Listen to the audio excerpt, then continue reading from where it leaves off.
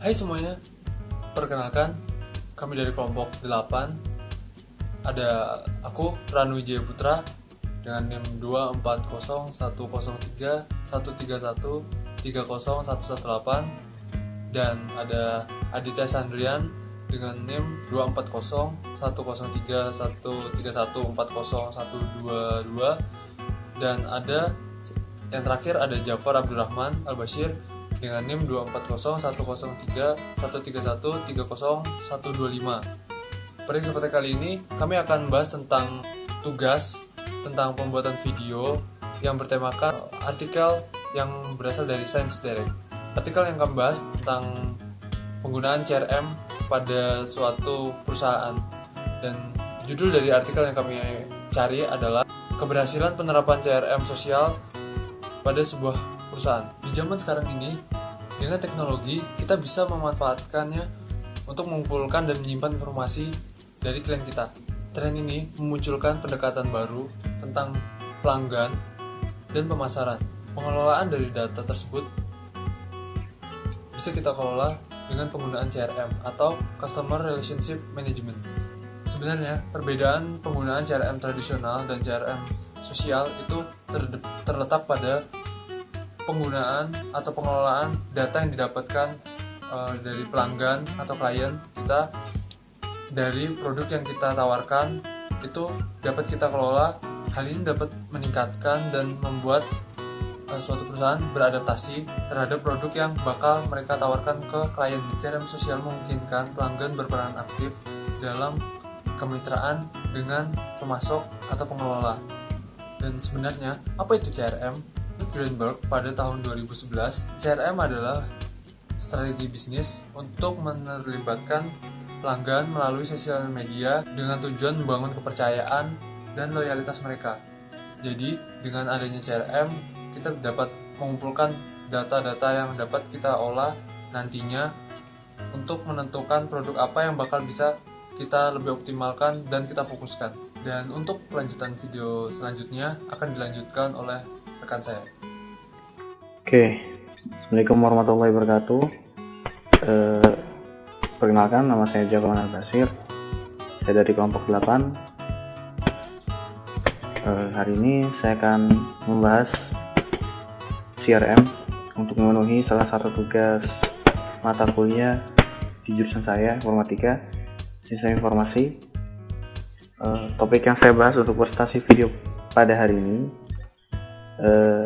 yaitu CRM. Jadi CRM ini Customer Relation Management.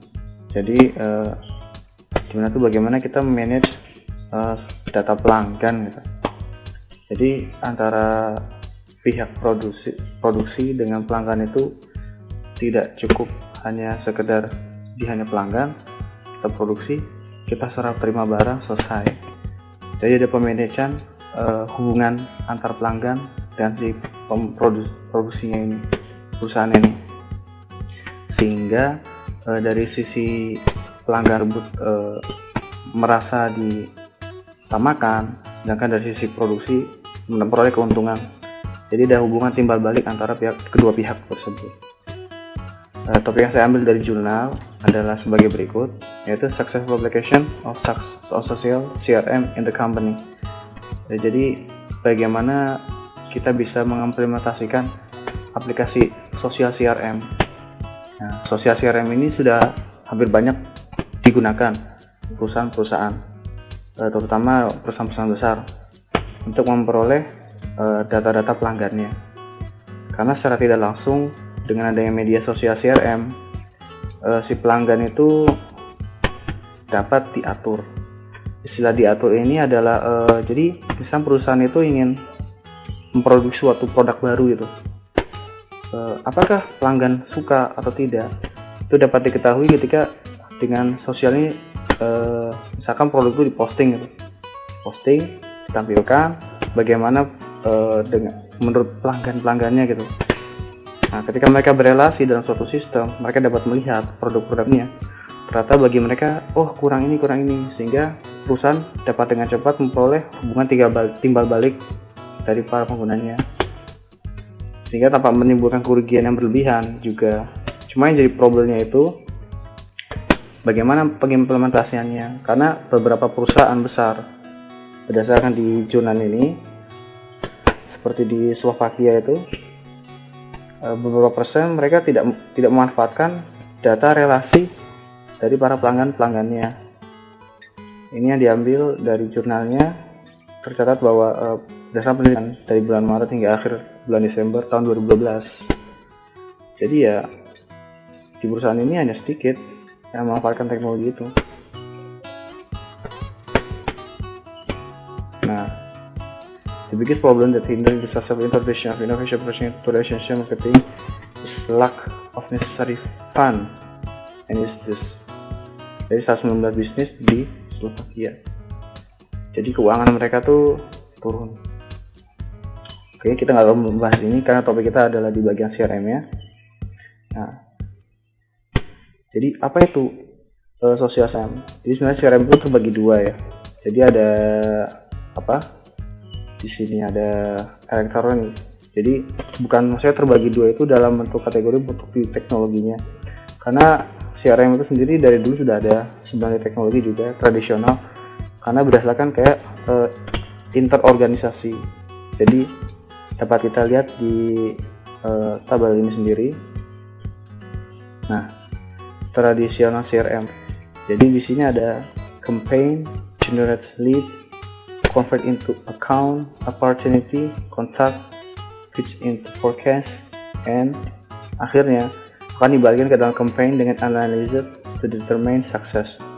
Sedangkan pada social CRM itu ada content, ada generate, ada conversation. Nah, terus di convert menjadi friend, partner, collaborator, pitch into meaningful relationship, lalu dianalisa untuk tingkat kesuksesannya. Perbedaan di mana? Dari struktur segi diagram bisa kita lihat hampir sama. Di sini diawali dengan campaign, dan di sini hanya diawali dengan konten. Campaign, konten. Campaign itu kampanye. Kampanye menghasilkan seorang pembina. Jadi menurut pendapat saya tentang pemahaman diagram ini, jadi suatu produk itu sudah dikampanyekan, dia kan ada seorang penanggung jawab, memastikan seorang penanggung jawab untuk kampanye ini, itu sebagai leader dia, nanti sebagai leadernya. Nah, dari leader ini diperoleh account itu kontaknya beserta kontak dan peluang-peluang dari si leader ini. Jadi dari beberapa campaign menghasilkan beberapa leader, itu dari masing-masing leader itu bisa dihasilkan sebuah akun untuk si leader ini, terus peluang dari kampanye si leader ini, terus kontaknya dia, ternyata misalkan memang berhasil, baru akhirnya di peluangnya, makanya di fit into forecast peluangnya ini baru dianalisa. Masing-masing leader ini memiliki peluang itu dianalisa dan diteliti tingkat kesuksesannya. Cuma yang jadi trouble-nya itu karena di sini hanya internal, bukan luar.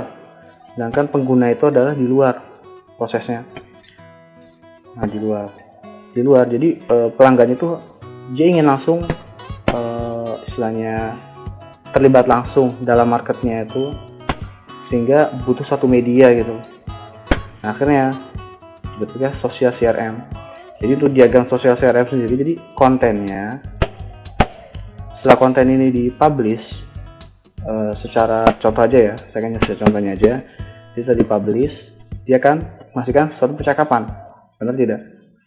Conversation. Nah, jadi tentang barang A ini gini. Nah, dari percakapan ini kan dihasilkan suatu teman. Jadi dalam sosial itu kita tidak menggunakan anggota atau gimana, kita menggunakan teman, friend, partner.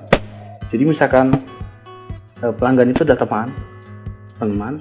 Nah, jika dia itu adalah partner perusahaan, karena dia timbal balik yang sangat penting untuk produk-produk terbaru perusahaan tersebut. Terus kita tuh berkolaborasi, gimana sih caranya supaya produknya ini bisa lebih baik lagi gitu, atau apa sih kelebihannya, atau misalkan komponen apa yang perlu dihilangkan dari produk ini. Kita berkolaborasi di sini sehingga menghasilkan suatu hubungan yang sangat berarti di sini antara klien atau pengguna dengan si produksinya ini. Nah, hubungan yang sangat baik ini dapat diteliti tingkat kesuksesannya. Jadi misalkan ada satu perusahaan A gitu, dia punya pelanggan banyak, dia menyediakan media untuk pengguna itu memahami produk-produk barunya dari perusahaan si A ini. Nah, si A ini dia memberitahukan kepada pelanggannya, aku memproduksi barang B, gimana pendapat kalian? Nanti ada beberapa orang yang sudah pernah menggunakan, tapi pernah menggunakan, dia memberi saran. Ada yang baru melihat, wah mas, ini terlalu jadul, kan bisa kayak gitu kan, mohon diberikan ini kelebihan ini lagi, dari harga sepertinya tidak terlalu mahal misalnya gitu, segala macam. Nah, dari percakapan ini dianalisa lagi, kira-kira tuh enaknya gimana nanti untuk produk B ini ke depannya sama perusahaan. Kan masing-masing partner itu friend itu kan beda-beda pendapatnya. Ada kemungkinan yang sama, cuman kan gak 100% mereka menjawab harus diturunkan harga gitu. Ada yang mungkin bisa menjawab harga sudah masuk, cuman kalau bisa misalnya ada biaya pengiriman gratis atau gimana untuk pembeli pertama atau gimana, terus ada surprise atau segala macam. Nah itu. Terus dari sisi perusahaan keuntungan diperoleh seperti itu. Dari sisi pengguna, dia mengetahui barang-barang dari produk A kira-kira yang terbaru itu apa sih gitu. Terus barangkali ada yang membutuhkan, dia bisa menginformasikan kepada pelanggan yang lain sehingga terbentuklah relasi antar pelanggan nantinya. Nah, bisa jadi pelanggan baru ini akan diikutsertakan oleh pelanggan lama. Jadi tanpa disadari, memang si pelanggan ini seolah-olah dipaksa untuk mengikuti tren gitu. Tapi sebenarnya ini bukan dipaksa sebenarnya. Jadi ya ini secara alamiah ya, jadi tidak secara halus gitu. Tiba-tiba untuk mengundang orang lain, pelanggan lain untuk ikut serta bergabung dalam media sosial mereka gitu. Sehingga perusahaan yang diuntungkan, dia memperoleh banyak masukan. Dan pelanggan pun diuntungkan, dia memperoleh banyak informasi tentang produk-produk baru si A. Nah, jadi kesimpulannya mungkin ada perbedaan antara CRM tradisional dan CRM sosial. Dimana dapat kita lihat di sini dengan cara bekerja, bagaimana customer istilah bekerja itu jadi bagaimana kita mengolah data pelanggan dengan baik, gitu loh. Jadi misalkan data pelanggan kita baik, kita tahu objek utama kita memproduksi barang itu untuk pelanggan. Jadi kalau kita tidak memahami pelanggan, kita memproduksi suatu barang, jadi barang kita tuh tidak ada artinya untuk pelanggan, jadi tidak akan laku dijual. Jadi kalau kita memahami betul apa kira pelanggan, apa yang dibutuhkan pelanggan, kita menghasilkan suatu yang memang dibutuhkan, ya dari kedua belah pihak diuntungkan juga. Perusahaan diuntungkan, tidak rugi, dan dari sisi klien diuntungkan karena dia memperoleh barang yang dia inginkan. Mungkin sekian dari presentasi saya mengenai CRM sosial. Kurang lebih mohon maaf. Assalamualaikum warahmatullahi wabarakatuh.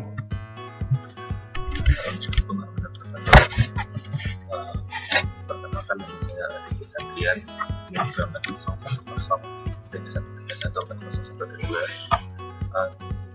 Di sini saya akan mempresentasikan salah satu jurnal yang telah kami ambil, judul Successful Application of Social CRM in Company, atau keberhasilan aplikasi dari CRM sosial untuk sebuah perusahaan. Dan pada kesempatan kali ini saya diberikan kesempatan untuk menjelaskan, menjelaskan dua bagian. Yang pertama tentang keberhasilan aplikasi dari CRM sosial pada perusahaan, dan yang kedua mengenai kesimpulan. Dan untuk presentasi bagian pertama, saya langsung saja ke bagian sosial CRM. Namun sebelumnya saya akan menjelaskan tentang keberhasilan aplikasi dari CRM sosial. Untuk dapat mencapai sebuah keberhasilan dalam sebuah prospek yang telah ditentukan, terdapat dua metode yang digunakan. Pertama tradisional CRM, metode tradisional CRM, yang kedua metode sosial CRM. Dan saya akan langsung menjelaskan ke bagian sosial CRM, karena terdesa CRM sudah dijelaskan oleh rekan saya. Dan sosial CRM sendiri memiliki langkah awal yang digunakan berupa konten untuk membuat sebuah jaringan sosial dan menghasilkan sebuah percakapan serta hubungan yang bermakna. Dan contoh bagian ini dapat dilihat seperti ini.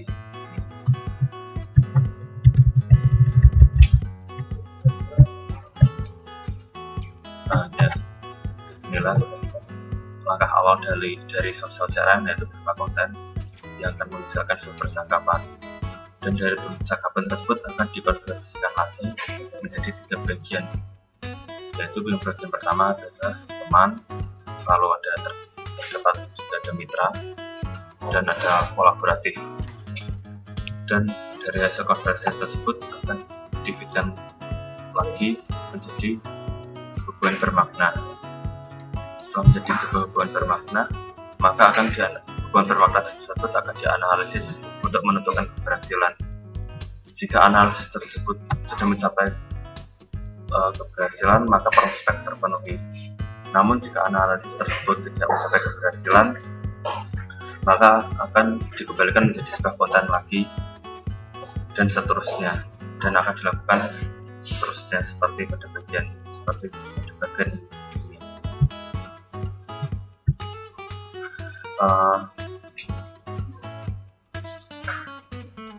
Dan selanjutnya presentasi yang kedua mengenai kesimpulan. Dan kesimpulan yang dapat diambil dari jurnal yang telah kami dapatkan. Kesimpulan yang pertama adalah CRM sosial merupakan strategi untuk pengelolaan terhadap hubungan pelanggan, bukan pengelolaan perusahaan. Yang kedua, CRM sosial memungkinkan pelanggan melalui berbagai platform sosial untuk berpartisipasi secara aktif dalam kemitraan dan produsen. Dan secara khusus, CRM sosial dapat mempengaruhi dan berkontribusi untuk peningkatan dan adaptasi dari produk sesuai dengan keinginan dan kebutuhan konsumen. Serta CRM sosial merupakan strategi untuk pengelolaan terhadap hubungan pelanggan, bukan pengelolaan perusahaan. Dan kesimpulan yang terakhir, CRM sosial tradisional CRM dan sosial CRM merupakan dua hal yang sama namun tetap berbeda. Pada CRM tradisional membagi pelanggan dalam sebuah siklus penjualan, sedangkan dalam CRM sosial adalah berdasarkan hubungan kolaboratif untuk menciptakan nilai bagi diri kita sendiri. Dan mungkin sekian presentasi dari saya. Atas kurang lebihnya saya mohon maaf. Wassalamualaikum warahmatullahi wabarakatuh.